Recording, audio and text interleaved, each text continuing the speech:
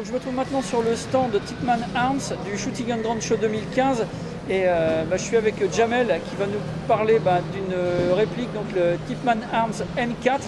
C'est quelque chose qui ressemble déjà à ce qu'on connaît, du M4 dérivé de M16, mais là c'est vraiment quelque chose de très très particulier. Qu'est-ce que tu peux nous en dire, Jamel? Bonjour, tout d'abord je vais vous présenter en 2 mots la société Tipman. À la base on vient du paintball.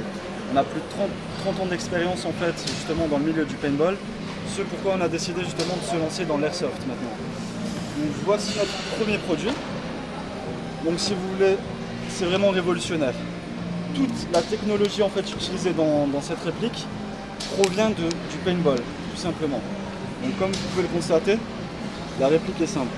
C'est comme dans le paintball, on a une valve qui se remplit d'air, un marteau qui vient percuter la valve et la culasse qui propulse la bille, tout simplement. C'est radicalement différent. En airsoft, on n'a pas ça du tout. On est sur de l'AEG ou des gaz blowback, mais là, c'est typiquement de la technologie paintball qui est importée pour tirer des billes de 6 mm. Exactement. Et là, en fait, c'est un principe entièrement mécanisé. Donc, ça marche uniquement avec l'énergie pneumatique. Il n'y a aucun composant électronique. Donc, pas besoin de gearbox, pas besoin de batterie. Le gun fonctionne tel quel. On peut le sortir de tout temps. D'accord. Donc il n'y a pas de souci météorologique ou quoi que ce soit. Ouais, s'il fait très froid, c'est pas gênant. C'est pas gênant. On peut même prendre l'arme, la mettre dans l'eau, la ressortir, elle sera toujours fonctionnelle. Exactement. Il n'y a pas de souci. Donc comme je vous expliquais, c'est un principe entièrement pneumatique. Donc on a 2 choix d'alimentation pour l'arme. Soit en cartouche de CO2, que nous venons mettre directement ici dans le chargeur.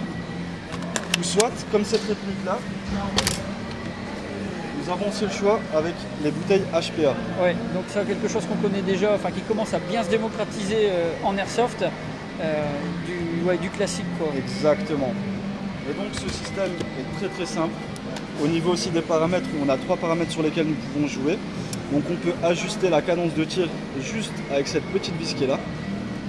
Nous pouvons ajuster la vélocité avec la petite vis là qui se trouve dans la valve. En fait c'est très simple.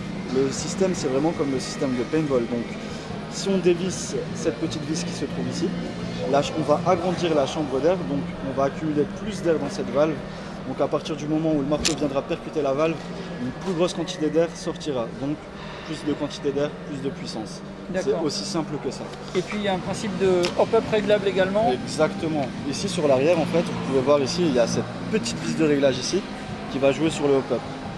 Donc on peut vraiment ajuster tous les paramètres. Ouais, donc là c'est des choses qui sont bien plus précises du point de vue réglage configuration pour les joueurs que ce qu'on a sur les AEG ou autres habituellement. Là on peut vraiment adapter la M4 à son type de jeu, à la stratégie, au terrain, enfin bref, à la manière dont on veut l'utiliser. Exactement. Ok, merci Jamel pour les explications et puis l'accueil.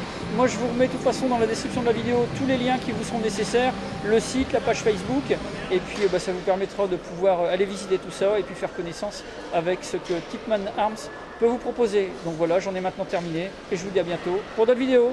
Au revoir.